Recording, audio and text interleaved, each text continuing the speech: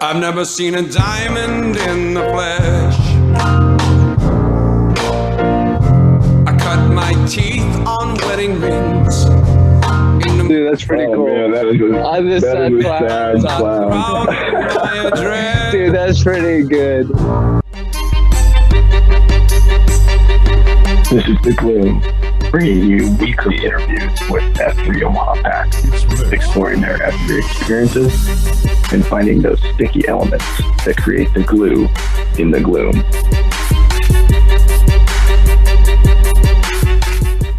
We're coming to you live. We've got, I'm going to say. Hold on, let me handle it. Wait let me handle minute. the intro. Oh, okay. Okay. You got it. Okay.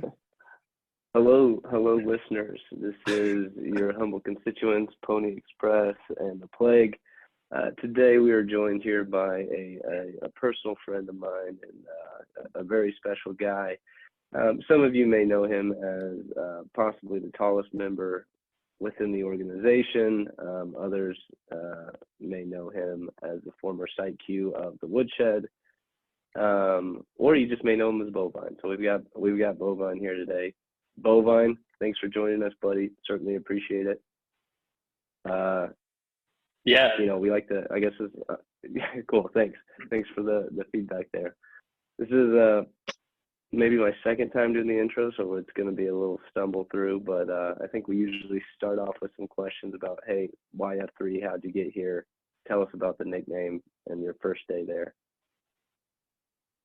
Yeah. No, thanks for having me on, guys. I think I've listened to all the podcasts so far, so excited that it's my turn to share my story. So my start, it was November of 2020. I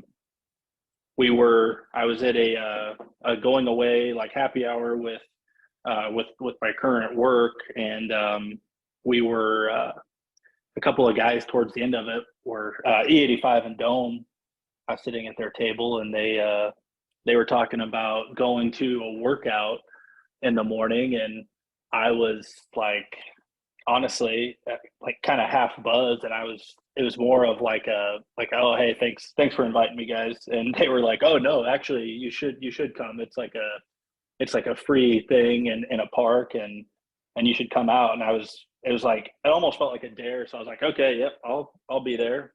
So, and this was a Thursday. So Friday morning, I showed up to the Woodshed, and there was way more guys than I was expecting to be there. Cause it was still, there still wasn't a ton of Friday locations. And this was before the Brickyard opened up. So there was a lot of guys there, and Khakis was leading, and it seemed like way more professional than what they had led on. And it just ended up being a really good beatdown. We went over to the golf course, the par 3 hole, and we did like a grinder there, and I think I got paired up with Lucky Charms, and everybody was super nice, super welcoming, and I kind of knew, about 3/4 of the way through that I was probably gonna, at least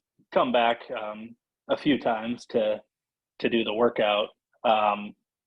So then towards the end, they didn't. Dome in the 85 did not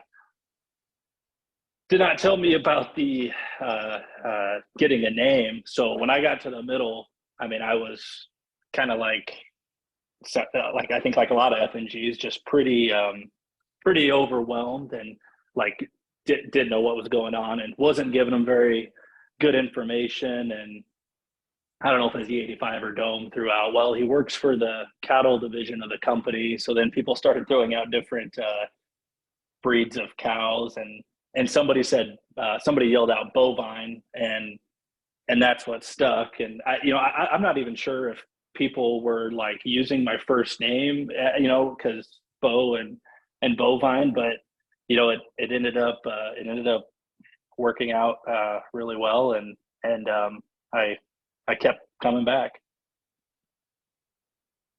Man, that's quite the combo there too for your first workout to be led by khakis and then Lucky Charms, man. I love that guy, and like if you could partner, Yeah, but he's a good dude.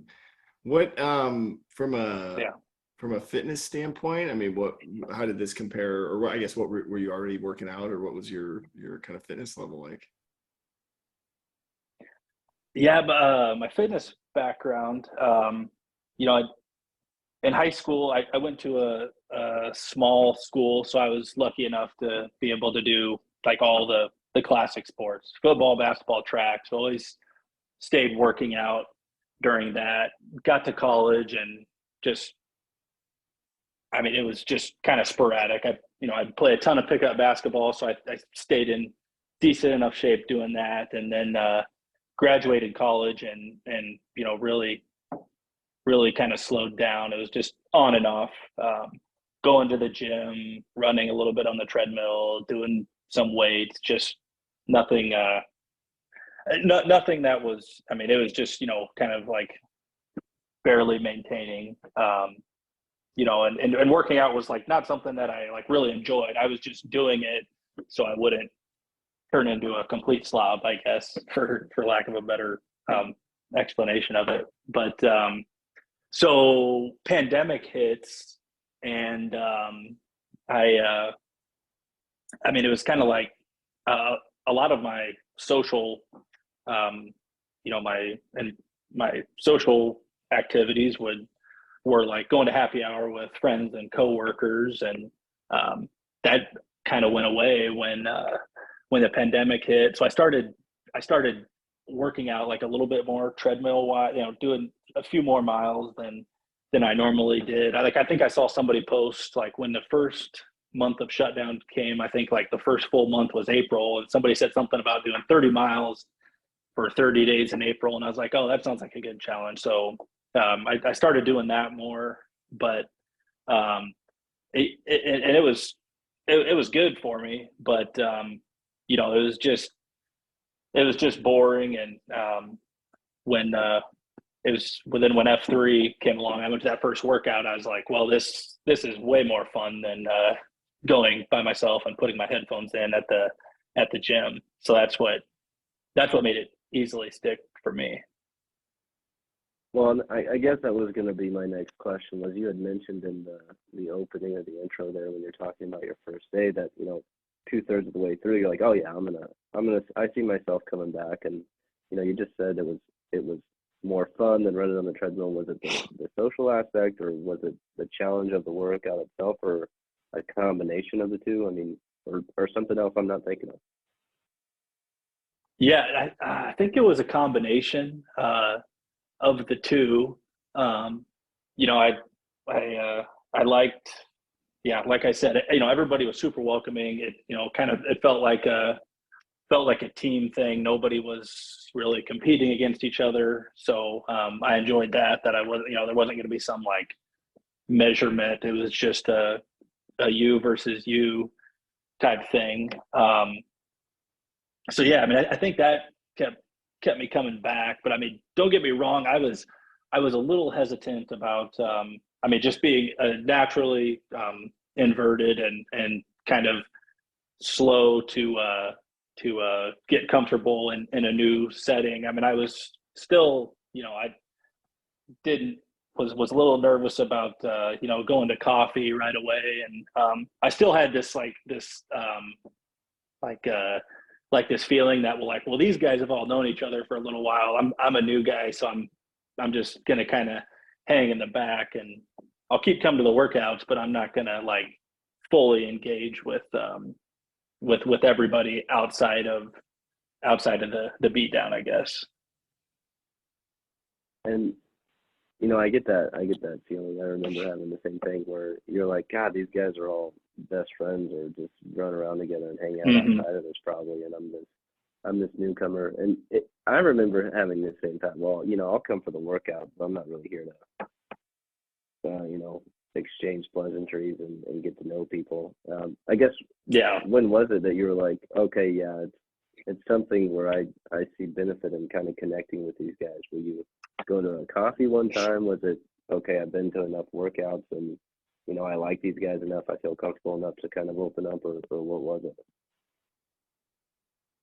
Yeah, I mean, it was definitely a slower process than it needed to be. Like, I mean, at first I was like, well, I'll never be in a spot where like I'll even have to queue. I'll just kind of hold back enough to where nobody will ask me. And I mean, it just kind of slowly,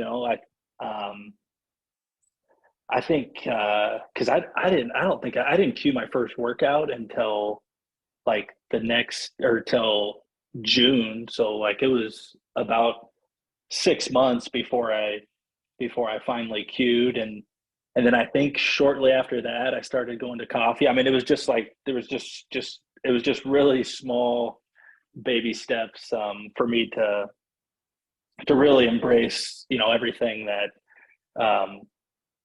working out with high impact men in the morning, what it all can offer. Man, it's so cool.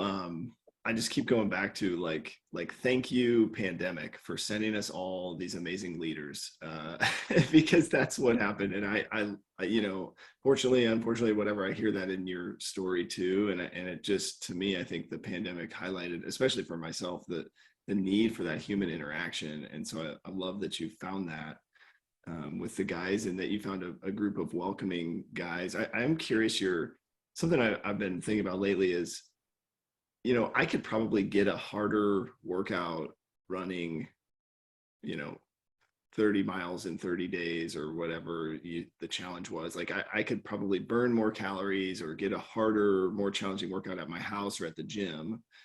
But at some point, like I'm willing to sacrifice the number of calories for like a few minutes with my brothers in the gloom, right? Did you go through anything like that, or tell me about that kind of process for you? Yeah, I did. I mean, I think just I didn't think working out after high school or college, like I was like, I don't think working out with a group of guys is really an option. Like I just didn't know it existed. Like I know CrossFit, but I always had this kind of I don't know if it was preconceived notion of like, well, CrossFit, you're still just kind of locked in and there's not really much social interaction. I've never been, so I don't know if there is or not, but I guess I just didn't know that working out and it actually being fun was an option. So yeah, to answer your question, I guess I was totally ready to maybe give up, burning a ton of calories to going to a workout. But to be fair, I mean, I think the workouts pushed me harder than, I mean, if I got, if it got really tough in the gym or whatever, I mean, I'd be done and tap out. Whereas a workout, so far, I've been at least able to, hit end and get to the end of the workout. So. Yeah. And to be clear, right, our workouts are still pretty challenging. So to all the CrossFit guys, yeah, come to Bovine or my next queue. The other thing is I think that's even discussing for the league, right? Like make it hard and they're going to come. The guys will come. Make the workouts hard and the guys will show up to be there. So, yeah. No, we don't always hit that and deliver on that, but I mean, I think it's good to keep in mind. Absolutely. The other question I had, and apologize, maybe you covered this and I just didn't listen, but at what point, like what changed for you to make you say, like, now I'm ready to go to coffee, or now I'm ready to, stay a few minutes after, or like before you took on your VQ? What do you think changed? Anything you recognize there?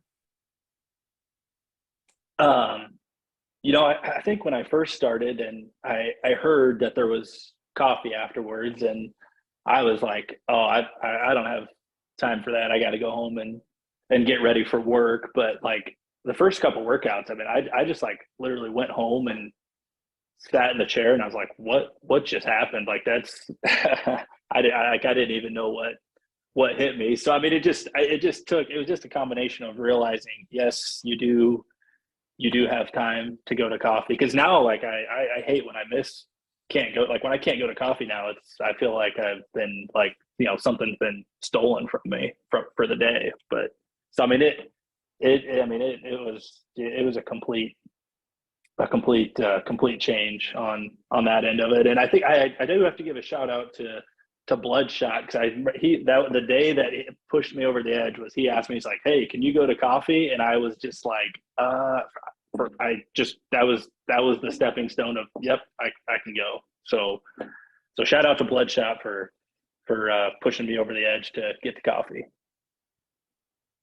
That's an interesting kind of piece of almost advice there, of like, keep asking, right? If guys are showing up to the workout, not going to coffee, keep asking them, keep inviting them to that coffee piece. Because I'm the same as you, and I don't know that I was able to. I know I wasn't able to create more time, right? I'm certainly not Houdini there, but I just basically convinced myself, like, getting ready before that morning meeting isn't, or checking emails, being the first to check the emails for the day isn't really the win. I'm also curious too, as you think about your progression of, within F3, how did you learn about other locations? Like, you showed up to the Woodshed, but how did you know about Ironwood on Monday, or how did you, was it the website or Twitter, or how'd you get plugged in? It started off just word of mouth. Like, when I found out that there was, so I mean, I live just like 2 minutes north of Memorial or Futurama and Ironwood. So like, when I found out that, I mean, everything was within 10 minutes, then I knew it was going to be easy. But yeah, I mean, it started off word of mouth, and it took me 3 or 4 months to finally get on Slack, and I got on Twitter like right away. So I mean, that helped, but just word of mouth, being like, people being like, well, you're at this one. There's also another site at Stinson on Wednesdays, or it just kind of slowly evolved from there. I think that's a good question, Blake, because I'm curious on how I'm telling new guys where to go. Because my story is similar to Bovine's, where I was first posted at Memorial or Futurama, and someone said, "Hey, are you going to Woodshed?" I'm like, "What the hell is that? Where's that at?"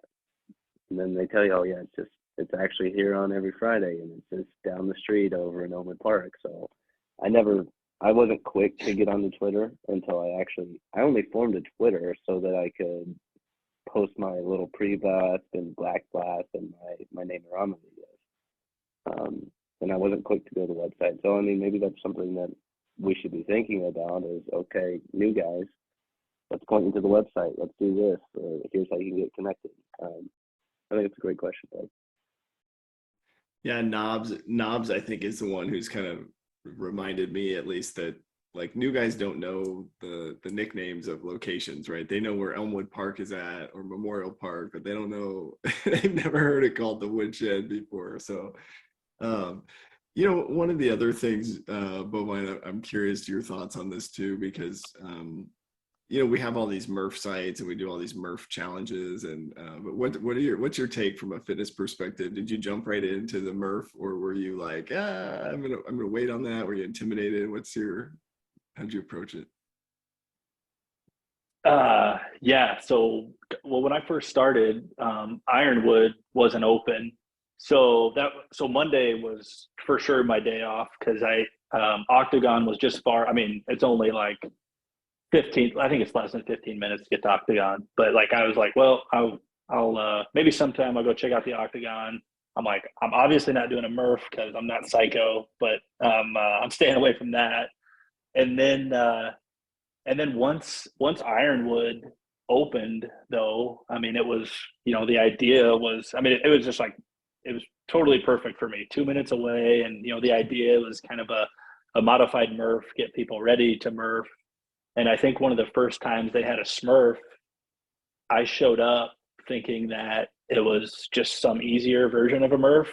And it turned out, I mean, it was just a Murph, but you try to do it quicker. So, that was my introduction to the Murph. And then for a time I was, pre having a child, I would Smurf on Mondays, before Ironwood, but that's since I haven't been able to regularly attend the Smurf or the Murph. But yeah, so I mean, it was one of those things like I'm never gonna Murph, and then I was doing it one or two a week for Well, 6 months. Don't feel bad about not attending the Ironwood Murph or Smurf. I mean, that is 10 steps out of my back door, and I never make it to one of those. So you're fine, man. I am curious about, I want to touch on leadership. I think it's kind of a unique role within today's episode that I get to, in an interview, to kind of talk to you about taking over the Woodshed since I was kind of the guy that passed it to you. But before we get there, you mentioned, there's about a 6-month period of lag time before you actually decided to do your first Q. Who was it that brought it up to you? Had you been asked before and you turned them down, or was it just it took that long for someone to say, okay, Bovine's not a complete dummy and he can handle it, and so they asked you? Yeah. Yeah, no, I think that's what it was. Because like I said at the beginning, like I was just trying to hang back enough to where that I wasn't, for whatever reason, I was thinking, I was like, oh, I couldn't handle that responsibility, or I don't know the exercises well enough, or whatever. Yeah, I got to give a shout out to Betamax. He was the site Q at Heavy Metal, and he just asked me and said, hey, would you want to co-Q Heavy Metal in 3 weeks? And I was at the point of my F3 journey where I couldn't say no and was saying yes to everything. So yeah, I was in. And so yeah, it did take a while for I guess somebody to reach out to Q, but that was more my doing than any site Qs, for sure. That's pretty impressive, though. I mean, your VQ at a weights site, right? That's not just like, doing 21s with burpees and burpees on each side, right? I mean, that takes some thought and planning. So kudos to you for that. I do want to get your thoughts. So there's kind of this perception that if we can get a guy to Q or do his VQ, right, then that makes it more sticky, right? You'll stay longer or be more engaged. Was that the case for you, or what? How'd you feel after your VQ? Yeah, but it might have kind of made it sticky, I guess. I mean, it was almost like just like a relief to get that done. And then after that, I mean, it was just breaking that barrier to then after that, if somebody asked me to Q, I had no problem. It was just kind of like everything in my F3 journey. It was just a slow process to get comfortable in it. And then, once who knows, if Betamax wouldn't ask me to co-Q, maybe I never would have queued and never would have been a site Q, and I just would still be, not going to coffee. I don't know, but yeah, it was, it definitely, once I queued, it was, I think that did kind of, launch my next step in F3.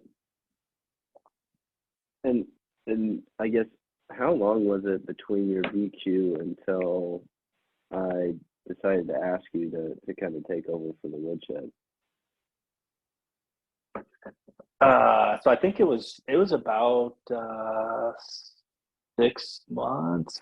I think I was just over a year in F3 when you passed the flag to me, and I think you'd asked me a couple months before that. So yeah, I think 5 or 6 months after my VQ. which that is interesting because I didn't really get to share this with very many people, and I didn't when I passed the flag. But I do remember asking you at first, and I said, hey, I've had this flag for way too long. People are starting to give me a lot of grief, and besides, starting to have some diminishing returns here with this leadership. And so I said, hey, what are your thoughts on taking over? You're like, man, I think I'm moving soon. So like, I don't know. Yeah. I said, all right, never mind. He's not the guy. And then I followed up with you just a couple months later. And I was like, hey, I really do think you'd be a good fit, and I haven't really given up on you. And you're like, has your status changed? You're like, no, not really, but I think I would be interested. Because I think what happened was Wide Right had just gone through his transitionary phase where even though he moved, right, he was a leader for a period of time. And even though he moved, we were able to identify a new successor for him. And I think I told you that. I was like, hey, look, I think you'd be a good fit. It'd be a good opportunity for you to get some leadership here. And if you got to move, okay, that's fine. We just dealt with it and we can do it again. And then I think that's kind of when you said, okay, yeah, we can have lunch and talk about it. So I do want to ask you, because I think it's different now that you've kind of taken it over and have relinquished control of the flag and found a successor. Where were you at during that period of time when I asked you? Were you ready? Were you not? Were you excited or not? I think when I asked you, like, you want to say, yes, I want to take it on and I'm excited. But now that we're a year and a half removed from that, how were you really feeling?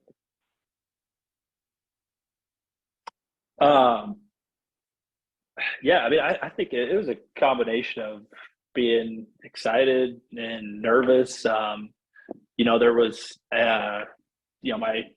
when I started, even when I started F3, I was just dating my now current wife. And then we got married and we have a 7-month-old since then. So, there was just a lot of things coming at me at one time, but it was, they were all good things and things that I needed to, keep improving and keep making myself better. And I knew taking over the Woodshed was something that was going to be good for me. Having a kid halfway through, and at that, when you asked me, I knew that we had a baby due in June, but it just felt like something that I was ready to do and wanted to do. So yeah, to answer your question, yeah, it was kind of a combination of being excited, nervous, maybe slightly overwhelmed, but I knew that the PACs and everybody that attends the Woodshed in this area. I knew they were going to help me out in the days that I wasn't able to be there. There was, the whoever was queuing that day always was, really great about like, yeah, don't got to worry about anything. I got it covered. Just do what you got to do. So that was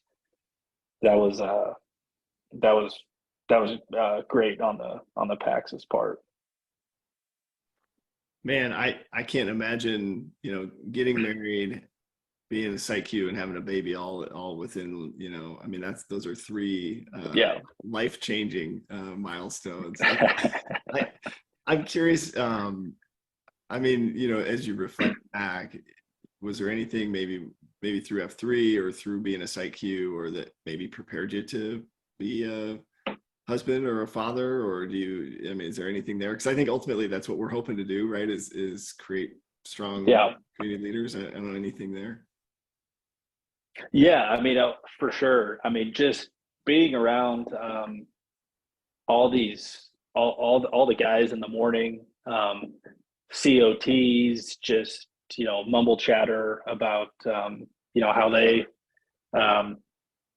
how they handled becoming a father or the relationships or just maturing in general. Like it all just kind of, I guess, hit my life circumstances just like perfectly,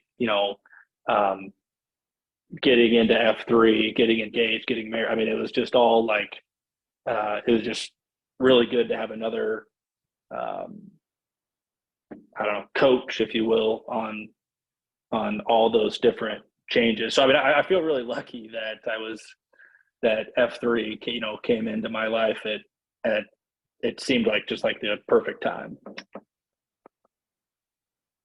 That's really cool. And you don't have to answer this one, but I'm trying to do the math there. Was this a honeymoon baby or what, or was this a Yeah, no, I joke with people. I'm like, don't do the math, but no, totally kidding. So I am curious, how's it going today? Being a father, a husband, all that. I mean, what's it like? Yeah, it's good. It's great. I mean, yeah, I mean, I was, yeah, for post college for,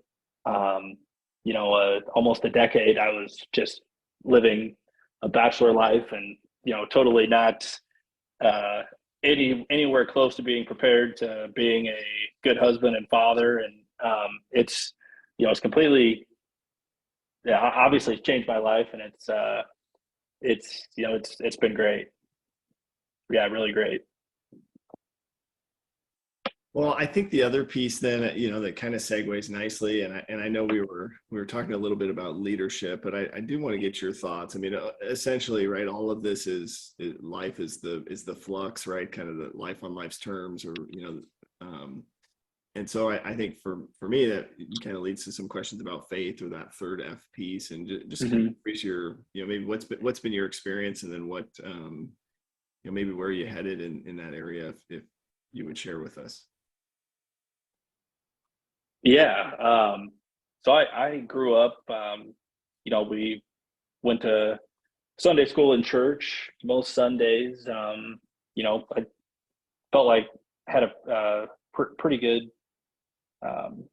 faith life or faith journey going. And then I got to college, and I think I kind of did similar to what other people's experiences are. I just dropped off on church attendance and really post college too. But once I met my wife, she kind of picked that back up, and I started attending church with her every Sunday, and just kind of getting back into the to the flow of things. And then again, along comes F3, where you're praying every morning. I mean, that's not something I was doing or even thinking about. So I mean, it just, the timing is kind of crazy that. And then I get into F3, and it's, fitness, fellowship, and faith, and it kind of really took off again, or helped me grow and kind of get back to my roots. Well, I really want to pause and actually commend you for sticking with it, I guess. I mean, because what Plague is talking about this flux or these ebbs and flows, I'm a victim of it, right? Right. I mean, I used having a kid as an excuse to pass the flag. Like, oh, I'm having a kid, I gotta pass the flag. I mean, I wanted to identify new leadership, and it's great I passed it to you. But I remember thinking about that. Oh, now is a good time for me to transition and post less and refocus my time with my family and stuff like that. But you kind of did something different where you're like, well, yes, this is a new phase of my life, but I'm gonna continue to lean into F3 and what it can offer me, both spiritually, physically, and then the second half component, socially. So I just think it's kind of rare, or it makes me kind of reflect on the choices I've made. So I think it's kind of somewhat inspirational, the things that you've done.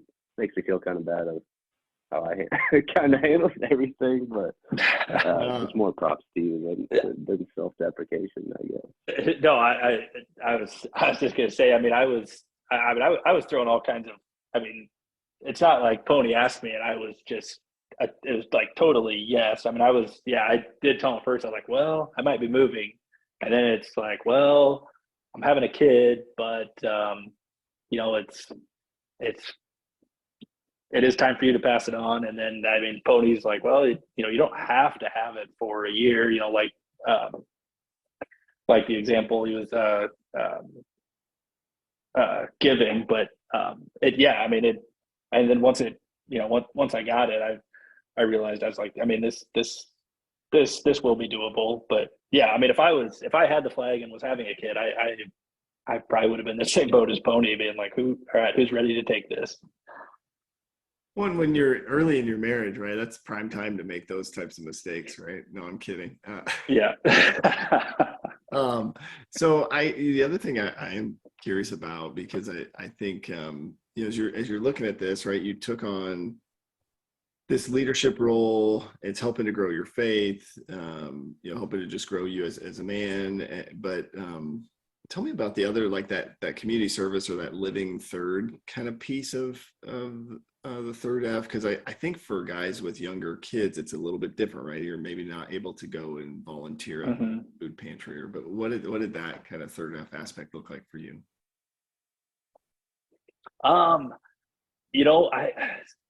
As far as the the volunteering, that was like a high school, college. I was, always involved in sports and was in a fraternity, and we were always doing community service things. And then after college, it dropped off to where now, I mean, I think unfortunately for me, that is one area. I mean, there's a lot of areas I can still work on, but I mean, that's definitely one that I still need to kind of navigate where to put that volunteering piece in at. I just with everything that has gone on the last 3.5 years, that has definitely been one thing that I haven't been able to take part in. I mean, donations and giving blood are easy, but as far as time for 4 hours on a Saturday, that's one place where I haven't been able to quite navigate to regularly fit that in, for sure. Well, I think, I think that's okay. And I think, just to piggyback off of Blake's statement here, I think it's okay to give yourself some grace in that area, right? I mean, you are a new father, a new husband, and finding time to do those things is tough. I've made this statement before that, before F3, I was like, yeah, I'll do all this philanthropic stuff, and it just doesn't happen. I mean, I just didn't prioritize those items and do it. And what I loved about F3 and what I love about it is that it creates those opportunities to where they're at your disposal. Right now, it's up to you to determine whether or not it kind of fits within your schedule and stuff like that. But those opportunities are there, and that's what I think is most encouraging about the group. I mean, Brandon, what are your thoughts on that? Or Plague, I'm sorry. Yeah, sorry. I was just actually looking at the Q source, because it talks about this, right? Like kind of what is our definition of acceleration or a high impact man? And ultimately, like, we're trying to help guys be better, have better relationships within the concentrica, right? So yes, serving the community is really important, but your primary role is to be a good husband if you're married, a good father if you have kids, so I do think, like, I know I've put pressure on myself to get out and serve, but if I did a ton of community service and I was a terrible husband and father, then like that's backwards, right? So I think for me, when we look at high impact, right, you're gonna impact the relationships, close proximity, and that's where you need to start. And then if all those wheels are turning and everything's grooving well there, then you start moving out, but you got to kind of start inward. And I think, especially when you're new, I think, and I was totally joking about the honeymoon baby. I don't know anything about your circumstances, Bovine, but I do think, like, when you're new in your marriage and you have a new kid at the same time, right, you've got to be really intentional to like build the foundation with your M, because that is what's going to be most valuable for your kids. at least in my opinion. Heck yeah, man, because I had like 5 years of my wife like training me to be the person I am. Right. Bovine, tell us about Stapler. I want to get your thoughts on, how did you pick your successor, and what did that look like for you? Or I guess anything you wanted to add on that previous discussion. You look like maybe you had something to say.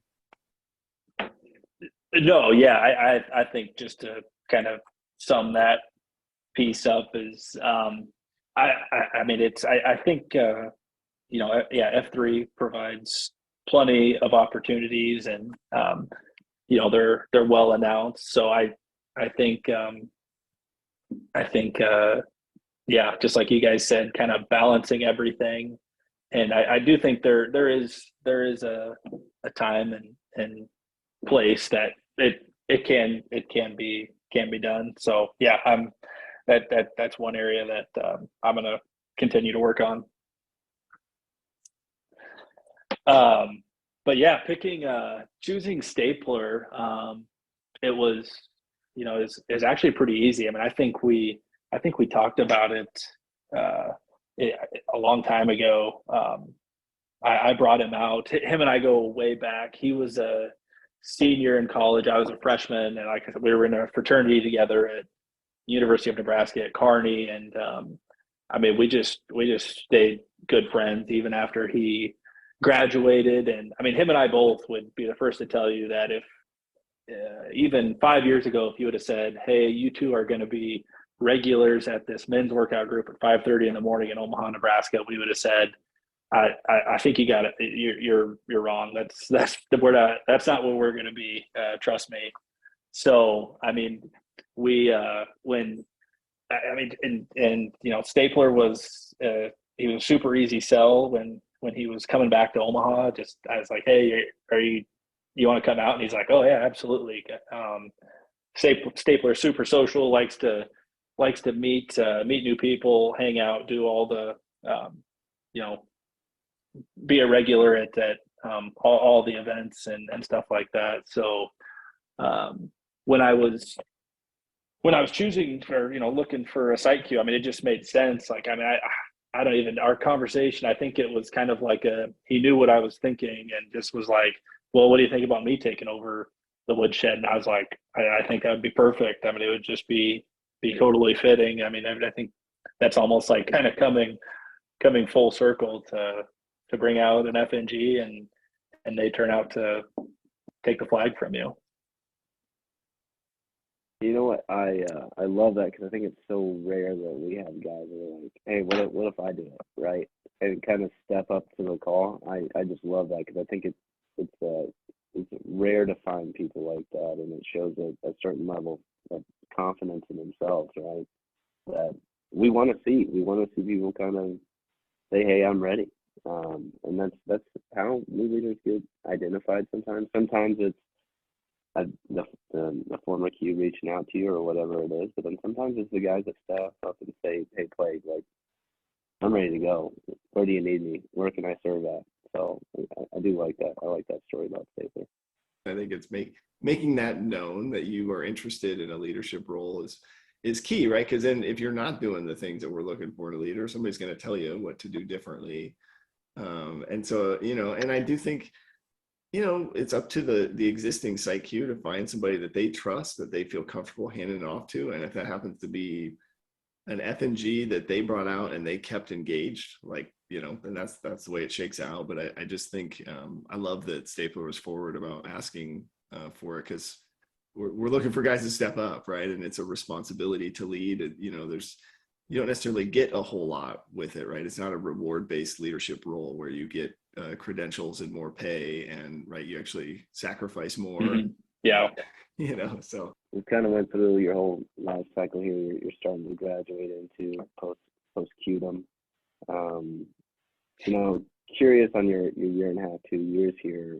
What's the advice that you would leave with? What's the guys? Some things that you've taken away that you think we could do better, or things that you just really appreciate about the group?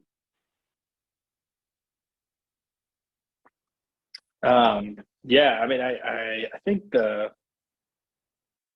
I think, F3 does so many things right that, as long as a guy, you really got to go to the second workout.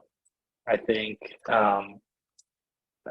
just so you meet some more, just the more people you meet, the more people you'll mesh with. And, Omaha is like such a big, small town that like, you're probably going to run into somebody that knows somebody. So, I mean, if you're worried about not knowing anybody, I mean, you're gonna you're gonna meet some people that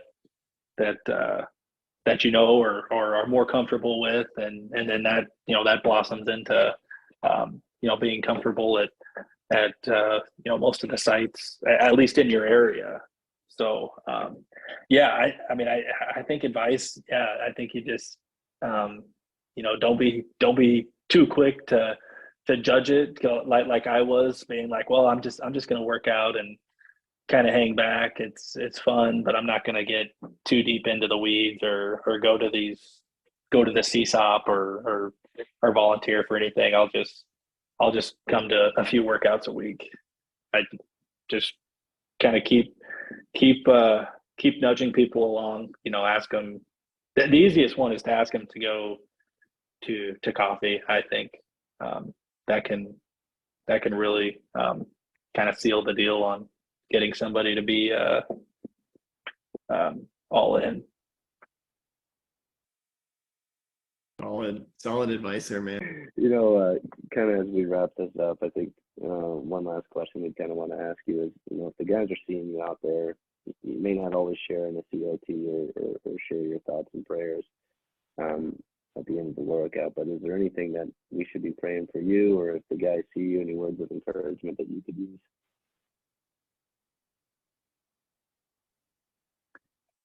Yeah, I mean, I think similar to a lot of guys, I mean, there's always a lot of things going on, and I guess my particular place where I'm at in my life is, my wife is finishing up dental school, and so she's she's going to be transitioning to a job, and I mean, it's just going to be kind of another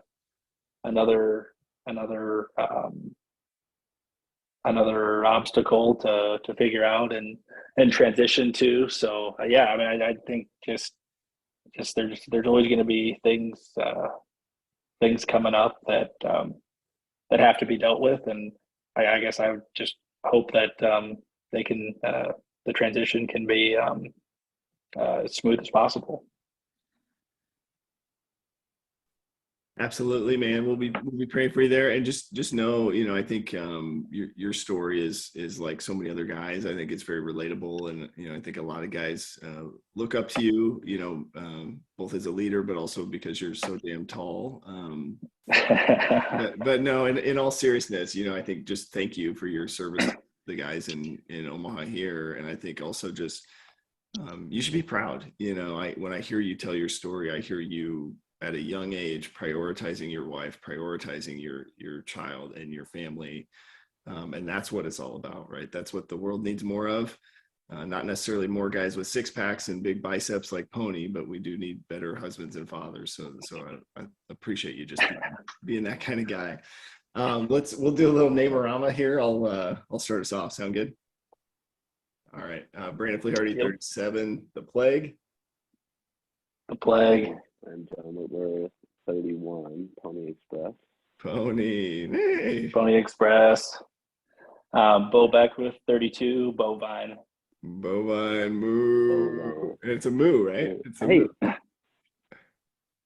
Yeah. It might be one of the easiest call signals in F3, I think. Yeah.